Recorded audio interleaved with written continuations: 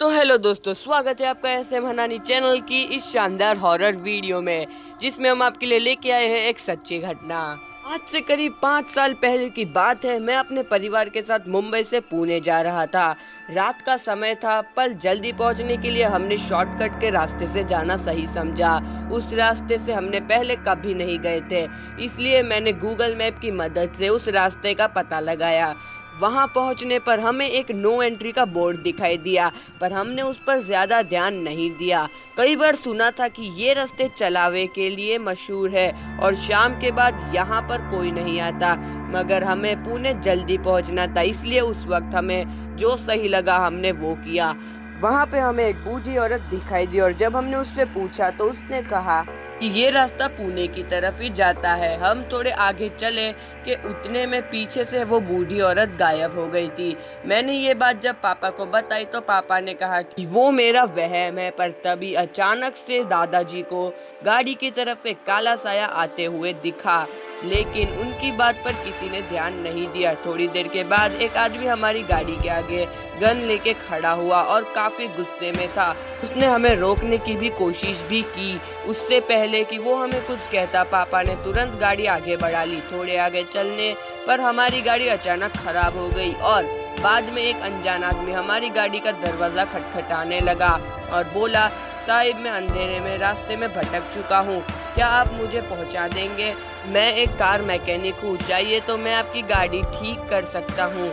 गाड़ी ठीक करने के बाद पापा ने उससे हमारी गाड़ी की पिछली सीट में बैठा दिया। रास्ते में वो हमसे कहने लगा, साहिब ये रास्ता चलावे के लिए मशहूर है, यहाँ रात के वक्त गुजरने पर कई मौतें हुई है। वो चलावा किसी भी मारे हुए आदमी को रूप लेकर किसी को भी भटका देता है और बाद में उन्हें मार देता है। शुक्र है कि आप उस मोटरसाइकिल पर सवार आदमी से बच गए, वो एक चलावा ही था, और अगर आप कुछ और देर वहाँ रुके होते तो वो आपको भी मार देता।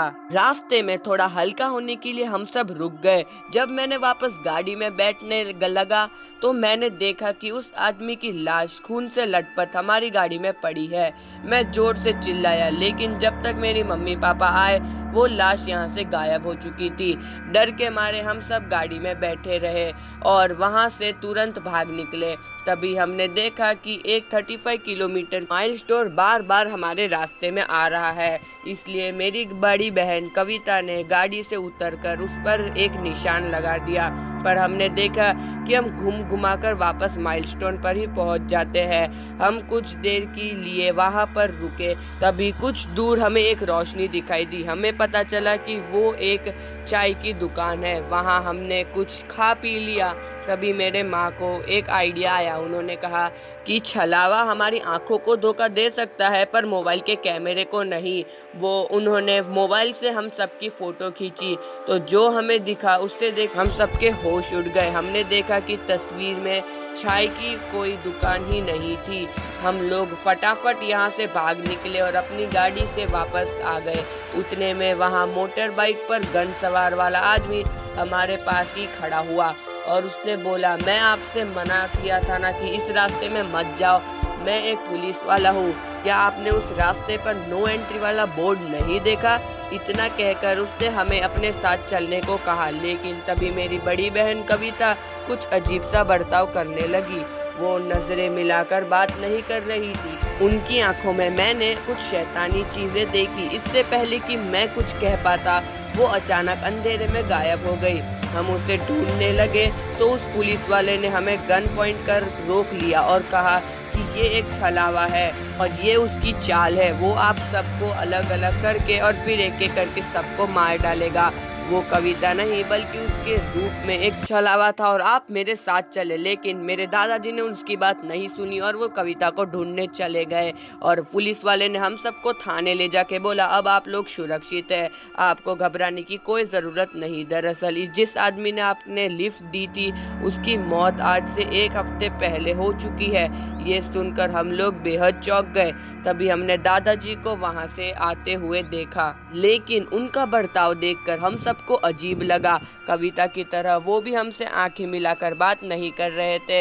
हमें फटाफट दरवाज़ा बंद कर दिया और मम्मी ने मोबाइल फ़ोन से जब दादाजी की तस्वीर निकाली तो देखकर तस्वीर में कोई नहीं था। हम समझ गए कि ये छलावे ने दादाजी का रूप ले लिया है। उतने में कविता भी हमें ढूंढती हुई हमारे पास आ गई। शुक्र की बात ये थी कि वो बिल्कुल सही सलामत थी। उसने कहा कि जब वो लोग चाय की दुकान पर भाग रहे थे तब वो अचानक से अंधेरे रास्ते में भटक चुकी थी और किसी तरह हमें ढूंढती हुई हमारे पास पहुंच गई। अगली सुबह उस पुलिस वाले की मदद से हम उधर से निकलने में कामयाब रहे, लेकिन उस माइलस्टोन के पास जहां हमारी गाड़ी खड़ी थी वहां हमें दादाजी की लाश मिली। इस हादसे में मैंने अपने दादाजी को खो दिया। साथ ही साथ जिस पुलिस वाले ने हमारी मदद की थी उसको फिर बाद में कभी नहीं देखा गया। दोस्तों, अगर आपके साथ भी कभी ऐसा कोई घटना हुई है तो हमें प्लीज नीचे कमेंट सेक्शन में बताएं और साथ ही मेरे चैनल को सब्सक्राइब जरूर करें।